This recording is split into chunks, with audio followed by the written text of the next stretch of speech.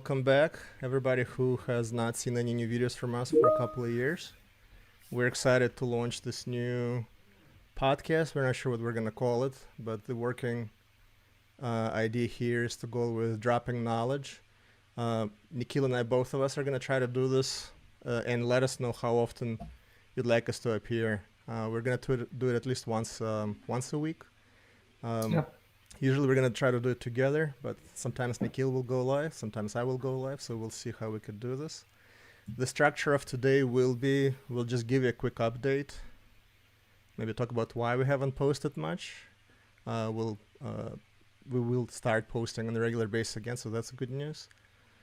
Give you kind of an update on what's happening with Obvins, what we're going to be doing to help out with this whole Power BI getting smarter community, and then we're gonna try to think how to make this podcast fun for people who watch them. So part of the podcast will be a small presentation where we'll go through a bunch of different charts and talk about how companies and news organizations are using what we do, analytics and different assets and charts we put together to basically control and form public opinion. So I think it'll be fun. And then as we do more of these, we'll be looking for the suggestions from you guys to tell us what we should be doing more to make these kind of fun and more engaging for the audience. Anything to add, Nikhil? Yeah, I think the whole idea of this podcast is, we do a little bit of teaching, but in the same time make it fun. So make it a fun way of learning new stuff. It could be Power BI, it could be AI, ChatGPT, whatever we come across Yeah, so during that week, and then pick on it, see how we could use it, or you know. right. So here now we're located in different locations. So there's a bit of a technical difficulties for us to coordinate the stream. So we'll get better with all that, figure out how to make it more seamless. But this is going to be V1 where we get to learn how these things work. One of the things is, let's see, there's only two of us for now. Okay, cool. So let's talk about kind of the current state of affairs. So if you guys saw our channel, Knowledge Bank, we updated, we made it less incognito. So we're actually showing folks where you can find us. So channel has been renamed to Knowledge Bank by Obvins. So both Nikhil and I work for Obvins, and we've been trying to share the things that we've learned through different channels. We have a blog called businessintelligence.com. Then we started this YouTube channel, and now what we'll be doing is adding a bunch more of this kind of assets and cool things to learn Power BI, Analytics, Azure, Get Smarter on Obvins side as well. We're just trying to find a better way to organize everything so that things are easier to find and it's more impactful for people who want to use what we create. So what I think we're gonna do next is let us share our website and go through that. So While you're doing that, I think one more, I know you said Power BI, Azure, but I think we are also agnostic to some of it as well. yeah, absolutely. We'll be going into all kinds of. Oh, I made you disappear. Okay, so let me share my screen. Let's make Nikhil and I a little bit smaller and go through some of the things that we're doing to help you guys get up to speed on a bunch of things that we're learning about. So a couple of things, we redid our site. This is V1. You will notice that we've added a section for InfoRiver. That's a great company if you want to get into budgeting, forecasting, and overall kind of figure out how to fill in the gaps that are created by what Microsoft and other BI platforms do along with the planning software like Anagram.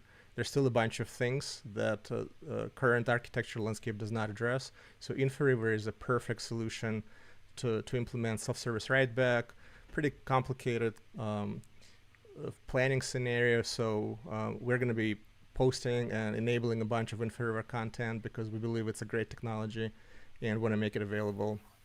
Kind of what we learn and help you guys jumpstart your inferior initiatives and make it as painless as possible. So there's going to be a bunch of content on this page. And one thing that's coming is we've added contact us. We'll talk about where you might use this. So if you want to, right now it's a little crazy. People ping me on LinkedIn. People try to find me and Nikhil through different means. The best way, if it's appropriate, to contact us is just go to obvins.com and contact us this way. One thing that's coming is we're going to add a courses section. We've been working for 2 months to put a bunch of stuff. We just want to make get a couple of courses ready. So on businessintelligence.com today, you can go and see a bunch of labs and educational content that we created, but it's hard to find. It's scattered throughout a bunch of posts. So if you go to obvins.com, hopefully next week or two, you'll have courses section, and there we'll organize a bunch of IP there. We're also on how we can help. There's going to be a section on our accelerators. So we're adding a bunch of solutions that are Fabric-based, Power BI-based. So if you have needs in HR, if you have needs in sales reporting, if you have needs in digital marketing, supply chain, a bunch of others, you will find a bunch of accelerators here in Fabric where you'll be able to dramatically jumpstart, shorten the cycle that it takes to implement best practices Fabric solutions for your organization. Fabric is now no longer in preview, but there's still a bunch of features that get enabled every day, and there's still a bunch of features that are in the roadmap only. So you got to be real smart when you turn Fabric on as to how you architect and which use cases you tackle. Because if you try to go for too much, chances are you're going to have to work around some of the product limitations that are currently in place. Any other points? Nikhil, what do you think? I think you covered pretty much Awesome. everything that we are planning. Awesome. The next thing is, so the update as to what's happening and where we're heading in terms of our websites and how you can get in touch with us. The next thing is we're going to do a quick deck, just make it fun for everybody, Nikhil and I, to talk about, let us drop some knowledge. So we'll do this on a regular basis. We thought that this would be fun and flirty for you guys. So, but please add your comments in the video. Give us some ideas as to how we can make it more fun for you. One of the things and the problem right now with this Power BI Fabric, BI Analytics blogosphere is there's a bunch of high fivers. There's regression to the mean. It's really boring. It's not very informative.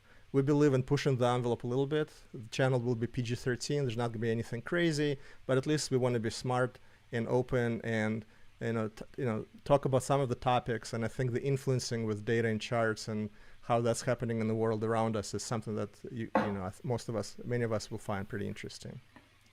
So the way we're going to start this is, should we tell our customers the truth? So what's happening today is we kind of own all of the resources, right? We have all the data sources, we build all the reports in IT. So telling the customers the truth is kind of up to us. My question to you, Nikhil, is what do you think? Is there a way for companies to, if all of us start lying, are we going to be successful? Obviously or other not. mechanism, right? So obviously not. So there's spreadsheet marks, right? There's power users. So it's hard to hide the truth, right? So, and that's what we see here. So I found this really interesting article on Twitter where people are talking about how people are moving away from news websites. And the question is, why do you think that's happening? Why do you think that's happening, Nikhil? Well, just from my perspective, looking at that list of websites you have, I don't remember the last time I went to any one of them. I typically go to some kind of podcast or a news feed, which from where I get the information, or some kind of reels or something which is quick. The Daily Mail or Fox News or CNN is old school for me. There's too much Two things. It's with all the things that's going on, it's alienating, and also there's too much to read. I want my information to be to the point, uh, and usually I like to take it from multiple perspectives, and some of these have just their one viewpoint on it. Well, to summarize, you can't trust them, right? Mm-hmm. So basically, we're at the point where, regardless of the article, regardless of what the news is about, you can't just go to any one site and read about it. So you have to assume that literally everything in the article is lie, and then you have to do work to figure out what actually could be true and what is completely part of the influence. Imagine if this was happening in our organizations, but also imagine if there's lines of businesses within our organization where it is happening. So when you look at different perspectives within our corporate world, when you look at our sales numbers, finance numbers, maybe HR postings, are all of them 100% true and trustworthy? I'm not so sure, but maybe we'll leave that for the next time we talk. So the format of this will be the following. I will show you a chart, and I'll give you a bit of some time to look at this and figure out what might be wrong with it. And then after you've looked at it for a few seconds, we'll skip to the next version of it, where we talk about why this chart is not really accurate and how people are trying to influence us with this chart. So on one hand, when you're looking at this, you're saying, hey, this is amazing. Here's a chart that is clearly articulating which sites are left-leaning, right-leaning, which ones are centrist. How could this be a bad idea? How could this be bad? Like, how could this be influencing? Well, let's think about what kind of lies this chart might be telling, or what is this chart not telling us. Exactly. This is just just a list of sites. It does not give any information of how they arrived at this Yeah. So number. if you look at this, right, that looks like pretty balanced. So if you look at something like this, one might say, oh, wow, we have a pretty balanced landscape.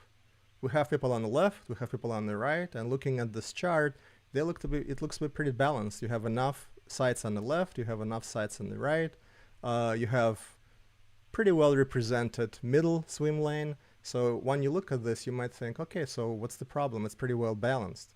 Well, what's balanced is that does not put in perspective how many people are actually physically watching these news, right? So what I'm trying to say is, like, when you look at CNN and when you look at Insider, Axios, some of the site, you don't know what the reach of CNN is versus some of this, the post-millennial.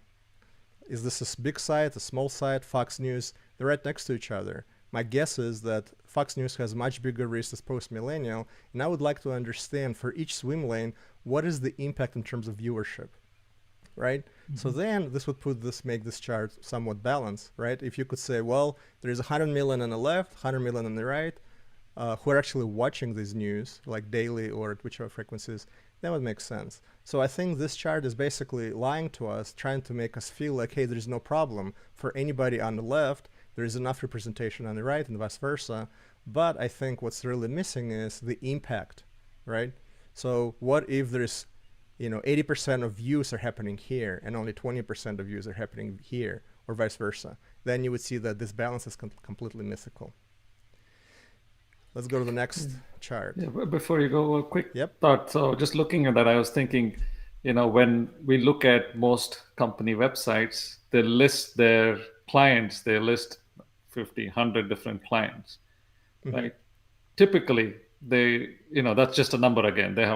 They might have done like a small effort or small amount of work, about 80% of them, and only 20% of them are their real big, like substantial work.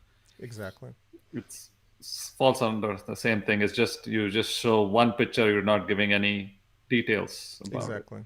So in the corporate world, I might have a slide and say, these are my wins, and put 20, 30 new customer logos on a presentation.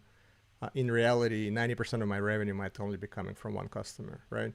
Yeah. So by me doing that, effectively I'm lying, right? So I'm totally trying to manipulate my message. So let's take a look at the next slide. So this slide, and here in this show, we're not uh, afraid of tackling any issues. We may not share our perspective on the issues, but we will be going into elections. We'll be going basically into anything that's in the news. But we're just going to be commenting the charts themselves. We're not going to be talking about the political side of it. So here, there is an article that talks about Biden has slipped across months. And then when you look at this chart, when I look at it, it seems like he's gaining. Yeah, that's typically how I guess we read charts, right? We either top to bottom or left to right. Exactly. So when I read top to bottom, without looking at when I do a quick scan without looking at the date or month, it's like 42 to 49%. So it's growing. Right.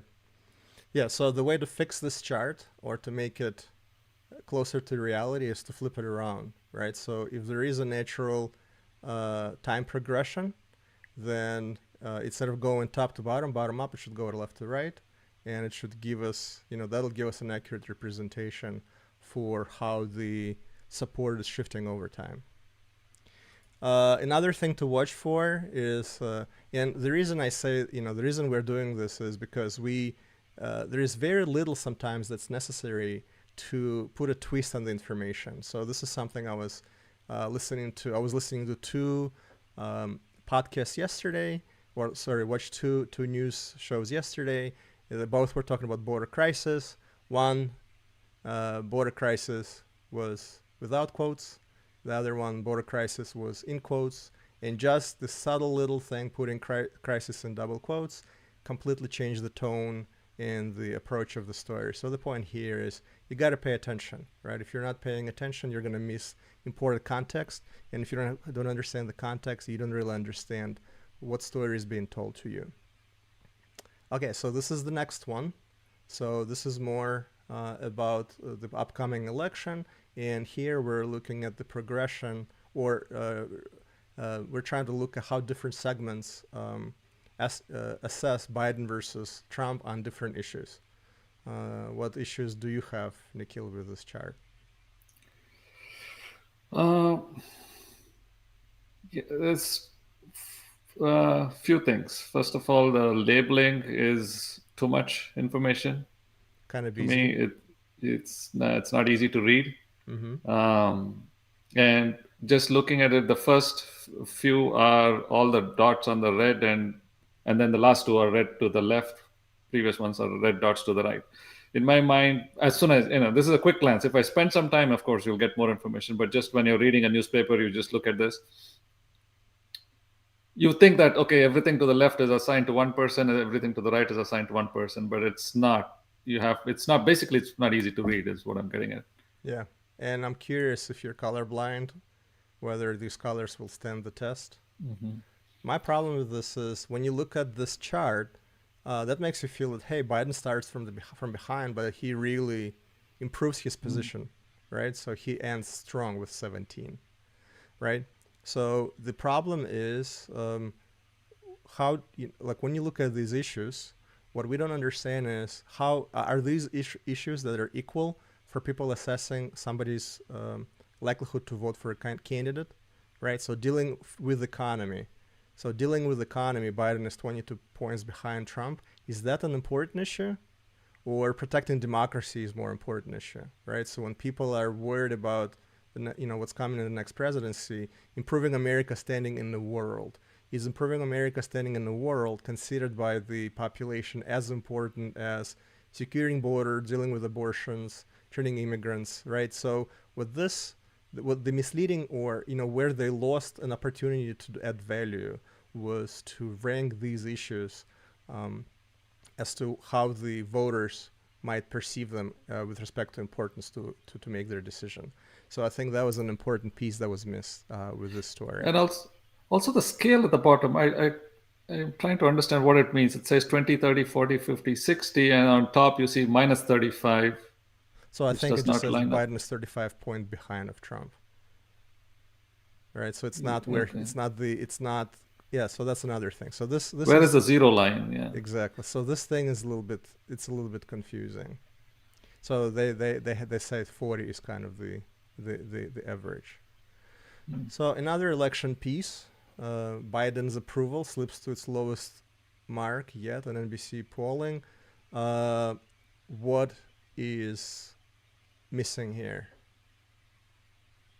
So line charts are very popular in enterprise world, right? It's very difficult to find a single dashboard report that's missing a line chart. So obviously there's a line chart. How can we make line charts better? What's missing? Trying to understand this information. So what this is, they're looking at Biden's approval, Approval right? rating. Okay. So, and they're asking people, do you approve or disapprove? So over time, they said initially only, let's say 42% of people disapproved, and now 60% of people approve. Normally, this would be a reflection, right? It would be, you normally would only need one, right? So if you disapprove, that means you don't approve. But, they chose to play it. So this is basically n1 minus n, which is this chart supposed to be, although it's not. So I guess you could disapprove, but not necessarily approve, and vice versa. So how would you make this chart more, or this article more informative? Well, they have a single line, I would think. Yeah. So with either approve or disapprove. Yeah. That's one, but maybe people answer those different. But what you see right below, you see that approval rating decline, especially among Latinos, among. You had some segmentation. Exactly, right. So you need to help with drivers. So lines are really, really useful for about 2 seconds, right? So if all you want to do is understand trend, then line is all you want. But if I have more than 2 seconds to spend on a dashboard, then line chart is usually not enough. I need to have some sort of second level information to give me context for why things are happening. So usually when you look at the chart, the first question is what's happening? And once you understand that, the next question is why it's happening, right? So this article is trying to explain why it's happening, but why not show this in a graph? So if I can do a combination of bar graphs, right? And then I could see major segments in those graphs that I could see as things go up and down. Maybe just show me approve or disapprove, and I could see how the mix of those segment changes, or if the mix changes, it stays the same, but just more people enter the category, right? So that's important for me to understand, kind of what's happening. What's happening is never enough. You also want to anticipate the next level, the double click, why things are happening. Okay, so we talked about this. Now this chart is they're talking about who would you favor in the Republican primary. So now we're flipping into Republican primary, and we're talking about Haley, Trump, or other. And they chose to use a what do you call this? A donut chart, right? So how does this donut chart make you feel? Why did they pick that? Well, typically donuts, from all the books I've read, donut pie chart are not the way to go. But typically it's used to show like a higher percent, like show a bigger chunk of the donut in this case. So and also the color combination that they've chosen is also kind of highlights the smaller chunk is highlighted in a brighter color, kind of showing, which usually, to me, it's not good practice. So in my view, if you see a dashboard with pie charts or donut charts, you have to pause and think, right? So normally, if you want to convey information as clear as possible, and you would like to make a point that's as little confusing as possible, you would never use pie charts. So if anybody's using pie charts, usually if they know what they're doing, that means is that, look, I have a busy dashboard, and I just want to use a different type of a chart because just to add some variety to what's on the page, or because I would like to confuse you, right? So let's see how. Yeah, but Go ahead. so if the other issue, typically what happens is in this case, like it's one is 80, one is 20% approximately, Mm-hmm. and the other is 2%. If I do this as a bar chart or a line chart or a column chart, the value of other will be basically not be visible, right? Mm-hmm. In the chart, it's almost zero Exactly. compared to the others. So in So that it case, how would we approach it? so if I have few uh, elements in my series, pie charts or donut charts might work. I would say that donut charts and pie charts do have their place. And when we talk about charts, we need to understand that our brain is a pattern recognition machine, right? So what we're really good at is when we look at a chart like this, we kind of remember it as a pattern. So if I have to go through, for example, you give me 50 pie charts for 50 counties, right? Then I can very easily go through 50 counties and pick the ones that stand out. Because if the distribution of these data changes, then I don't need to look at the numbers, right? If I'm looking for pattern and there is 100 different pie charts in front of me, I can usually quickly kind of find the one where the distribution does not make sense, right? So if you're trying to create a pattern and the whole point is typically the distribution is this way, and then you just want to make it easy for me to notice the distribution has changed, pie chart may not be a bad way.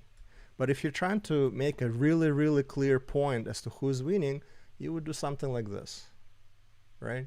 So when you look at a chart that looks like this, there's no question as to who won, right? So I have Joe Biden, you have a big blue line, blue bar chart. It makes it very clearly who wins. So when you see a news organization or a corporation putting up a report with bar charts, then they're trying to make the point as clear as possible. They want to avoid any kind of confusion. Let's look across party lines, right? Same thing. So when we're trying to make a point that's very clear, then you will always, most likely, you will see bar charts. If you're trying to confuse your people, right, you will do something like this. So when you do something like this, which I saw this on LinkedIn, normally that tells me is somebody has never built a dashboard, right? Or they want to put something on here that they don't want people to make sense out of. Definitely reminds me of my early days of visual development. Right. I used to think this is colorful. Oh yeah, there's so much Yeah, color in it. exactly. So we've not created not some yeah. Yeah. some pretty patterns, Hmm. but we Yeah. have not really delivered on any insight from this chart to the end user. Um, Now we're looking at something from Wall Street Journal.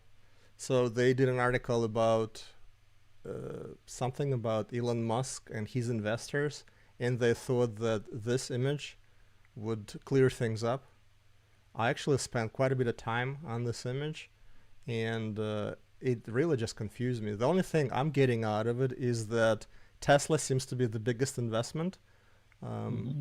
for Elon Musk, and this dude here, Antonio Gracias, seems to be participating in most of those investments. So is that the Yeah. point? Is that what we're trying to say? It just seems like you could have Yeah. made that point so much easier. Yeah. With all the lines going through, it's hard to figure out which line is going where. And what a Yeah. point of it You is, have to, right? So maybe yeah. put things in a on a time zone. So like I Hmm. don't know how these are sorted. I guess by size, but not really 25. Right? So they're not ordered Yeah. in any way. So that's a missed Hmm. opportunity. Could have ordered it by time, so we could kind of see who joined what when. These guys, say, right? I don't know what their investment potential is, how much they've invested. So this is one of the most confusing visualizations I've ever seen in my life. Yeah. Yeah. Completely lost. Right, if, completely. if I have to track one person, I have to follow each line. Yeah. Yeah. Okay, so this one is an interesting one. Um, Job creation, right? So we have an amazing story here that we have a job growth of 353,000, yet our stocks are falling, right? So this doesn't pass the gut check, right? So somehow the market took this as a lie, yet looking at the chart, things seem to be hunky dory. What do you think might be going on? Again, I think it's similar to the earlier one which gives us one point of view. There's no segmentation. Like, okay, job overall, there was growth. Um, yeah, maybe it was people with multiple jobs, something along those lines, which so their income level did not grow. Right? So every time you show a trend, you have to be prepared to answer the second level questions, double click question, which is why, right? So if in a lot of cases, giving a trend without a good why will be considered by the audience as a lie, right? So in this case, we happen to know that most of these jobs are part-time jobs, not high-quality jobs. So what seems to be happening is full-time jobs, high-paying jobs seems to be the share of what would be cool in this bar, right? You just break it into areas: high value, high paid full-time jobs, low value, part-time, low pay jobs, right? So then when we're looking at this dynamic, it'll be super interesting. Not only do I know total number of jobs created, I also have some sort of qualitative angle as to what's happening. So that's what's missing here, and that's why I think this trend line is created to lie. Also, I think some of this in some like websites, right? They don't have the ability to, if they have multiple visuals, let's say they can represent this in two visuals instead of one with Mm-hmm. more information. Uh, Typically, there's no ability to slice or interact between those two visuals, the static visuals. Which in the corporate world, of course, it's different. We, with the Drill software ability, throughs, yeah, we yeah. can do that. So yeah, but when we build our visualizations, we have to think about the double Yeah. click, right? Mhm. It's very important with trends because um, the first thing as an executive, that's what they want to do is, am I in trouble or not? Yes or no. But then if I am in trouble, why? Why? Who do I yell at? So you have to be able to anticipate that this is what the end user will want from your chart. Okay, so now is another interesting indicator. So economy is showing signs of accelerating again, right? So we're looking at inflation, right? So what might be wrong with this? Reacts even before So jobs we're looking at report. GDP growth. So this is Yeah. GDP growth. Uh, let's see. Yeah. So the question is, what's GDP, right? Is it Yeah. inflation What's included? adjusted? It's Yeah. not inflation adjusted. What are we looking at? So when they say seasonally adjusted annual rates, seasonally, that doesn't tell me that So it's that. inflation Yeah. adjusted, right? Yeah. So if inflation went up 6% and GDP grew by 4%, to me that's a contraction. I'm not saying Yeah. that's what's happened, right? But you have to, every time you show me anything with GDP projections, it has to be adjusted for inflation. And I also want to see the inflation trend at the same time to put things in context. Yeah. Yeah. Again, same thing. More info, more segmentation, more drivers. And here, so the point here is when you're showing a trend, so there's two ways to improve the trend. A, show the drivers and breakdown of what's driving the trend. B, show whether two metrics that are supposed to be working in unison are working in unison, right? Is there correlation? Is there expected, right? So because GDP without adjusting for inflation is a very misleading indicator. It might be, but it's not clear from this article. Yeah. So this is my favorite one. So now we do have two trends. However, I would say this is one of the most lying. So this is from Wall Street Journal too, which is in my view pretty credible source, particularly when it comes to financial analysis. I was surprised to see something as silly as this. What do you think? Yeah. It's as the rate grows, typically the GDP should go down. I would Yeah, but think. would you expect this to happen immediately, right? Immediately, no, it's usually over a It's period of silly, time. right? It's silly. So if I if I move on my Fed rate, um, normally you would see some lag, right? Particularly uh, when it comes to improvement, right? Mm-hmm. So, for example, certain metrics, when I open the faucet, the water starts running right away. But if my hose is long enough, it might take a minute before it hits my pool, right? So there's always a delay between something happening and us seeing the impact of that. So Mm-hmm. when you see Wall Street Journal talking how um, the federal rate target, right? So the bank rate and the GDP growth seem to be perfectly correlated. You have to scratch your head and ask yourself, what the hell are they doing? This doesn't make any sense. Yeah, again, you think they need to add more. Uh, well, right now we are saying maybe the data itself might be off, but do you think there's some I just missing? don't think this chart makes any sense. Like these two variables don't seem to make any sense to me. Oh, we got some people commenting. Thanks, Eladio. Yes, we're gonna start doing this on a regular basis. Thank you for joining our stream. So yeah, so the point here is sometimes it doesn't make sense to put these metrics on a chart. It's misleading in and of itself, right? When you put two metrics, they need to make sense. When we look at the next chart, that's even funnier because those two metrics make complete sense, but the what we get out of the analysis is a little bit weird. Do you have any more points to make on this before we jump on the next one? No, you can go to the next one. Yeah. Okay, let's do that. Okie dokes. So what's wrong with this one? So here we're saying, hey, our economy is possibly not in the best state and condition. We passed the recessionary pressures in 2020, and then we saw the rates of delinquencies dropping through 21, 22. But then we're seeing major reversal in delinquencies between mortgages and credit cards. So when you look at this, basically the point of the article was, hey, I know that credit cards look bad because we see a major doubling of rate of delinquency, but look at the mortgages.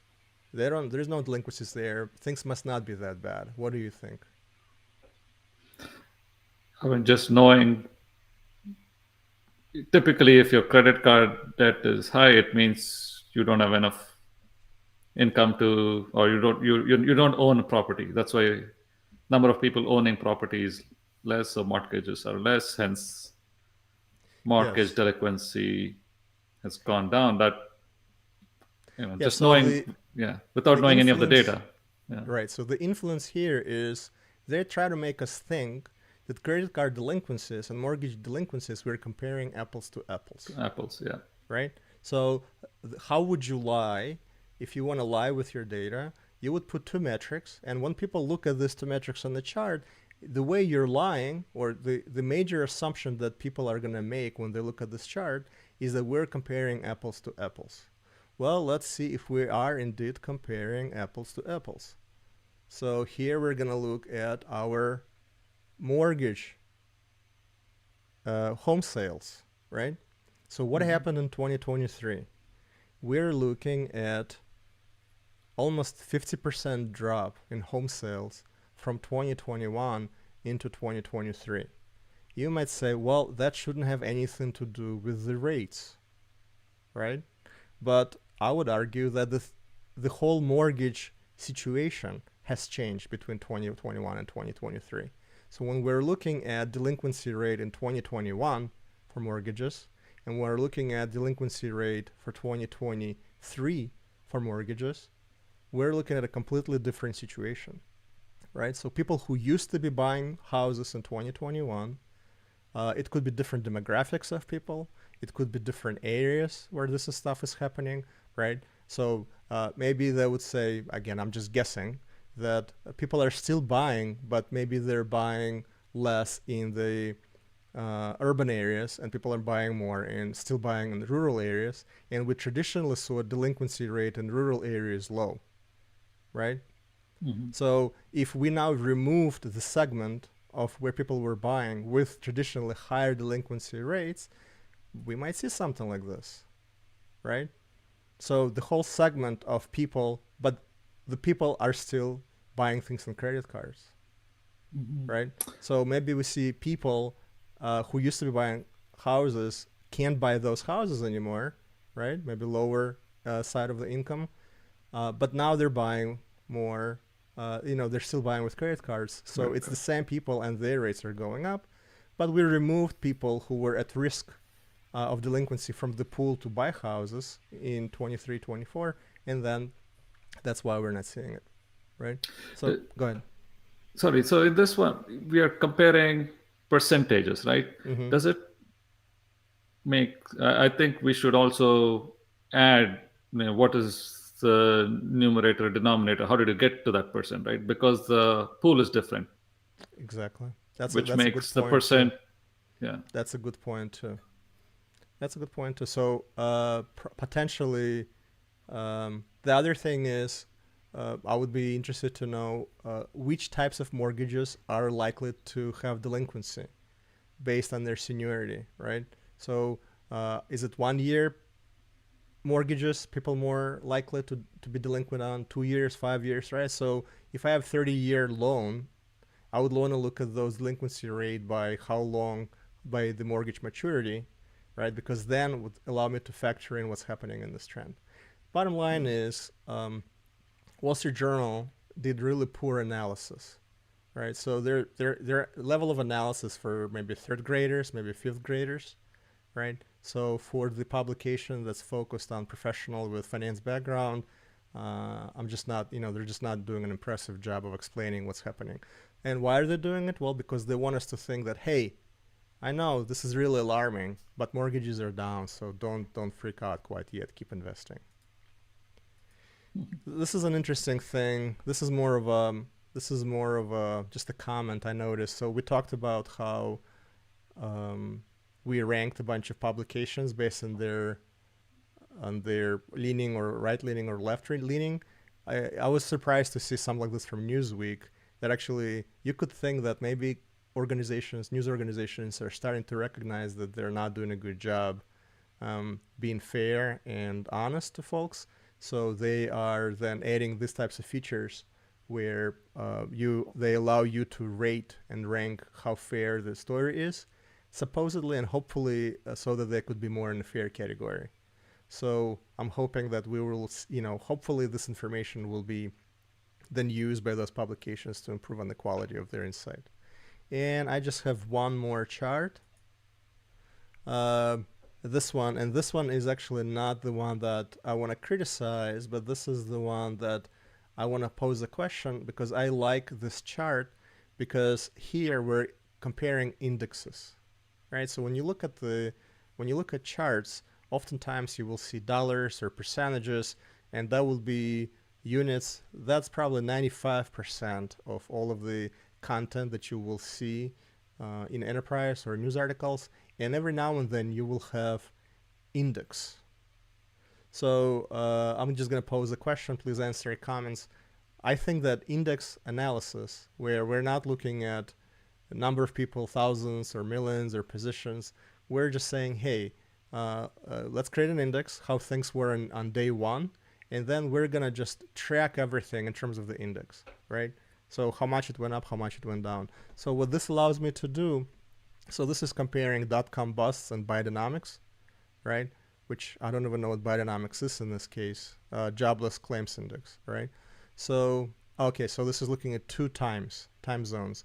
Bidenomics, which is now, and dot-com bust, which is early 2000s. And what it's showing us is that the dynamic of job loss claims is similar, right? So we don't know. The country has grown over time, so it's different pool, as Nikhil said. So one of the ways to normalize two variables when you are comparing apples to apples is to create this concept of an index. So I was thinking that we should do a video as to how we can convert business metrics into index so that you can compare different things with different base and see if trends align and if trends make sense. So any points to add on this, Nikhil? No, I think Okay, we're good. good. Okay, so I think we're now at the tail's end, and the last thing that we wanted to cover was how do you contact us? So as I said before, you guys have been super creative. You found me on LinkedIn. You found me on my email. You found me through my Gmail. I don't even know. Basically, you guys, when you guys have questions and you got to find answers, you find a way to get a hold of us. We also have a bunch of different assets that we created back in the day where we thought would be a good way to make information available. And we're now in the process of completely rebuilding and making it easier to create a community, to get a hold of us. So more information to come, but basically what you should be able to do now, and this will improve over time, is number one is if you guys have a cool project, if you need training needs, if you have training needs, you want to do a quick POC, jumpstart something up, or if you want to play with our IP, just go to our website, contact us, and get in touch with us this way. If you have how-to questions, then we need to get a better job, do a better job on this. We have to figure out. So for now, you could post your comments. We have been not very responsive to those. We will dedicate somebody to just go through all of the comments on YouTube platform, Business Intelligence. So we will try to do a better job, and ultimately I think we need to figure that out. So if we do a how-to video, you guys get stuck or things have changed and we need to update you on this, we will figure out a better way to do this. Number two is price value mix, forecasting measure, a bunch of other things. We had a bunch of videos that we did and a bunch of posts on our blogging platform. We will update all of that stuff. We'll put it in courses. Courses are free. I forgot to mention that in the beginning. That's just the way that on Squarespace it allows us to just organize things and maintain in such a way that we don't forget, right? So it's just we figured out that this is the best way to keep things organized. So if you go to obvents.com courses, you will find a bunch of courses there. The site is not up yet, but hopefully it'll be lit up sometime next week. We will still be posting on businessintelligence.com. So if it's like a quick thing, quick hack, we'll post some kind of lab. There might still be something like one-off things will be on Business Intelligence. And if we see that you guys are asking for more formal ways, if it generates a bunch of questions, we'll just spend some time and put it in a course so that it's easy for everybody to get through and learn how to do these things. And if you have, one of the reasons why we stopped posting 2 years ago is we kind of felt like we're not really adding much to the existing conversation. There's a bunch of people posting Power BI content on a regular basis, and we kind of just ran out of ideas. Now it's been 2 years, so many things happen, so there's a long list of things we should be covering, so that's interesting. But also, if you guys have any questions, please go to obvents.com contact and contact us with those ideas. Please, for how-to, it's probably not going to be the best, right? Because how-to requires quite a bit of investment for us to respond, and chances are if you do that on contact, we're just going to read it and ignore it. So if you do this through the comments, at least it's going to be captured there, and once we put the process together on our end, we'll be able to respond. So for now, that's how we're going to try to help you guys get in touch with us, and then this will get better over time.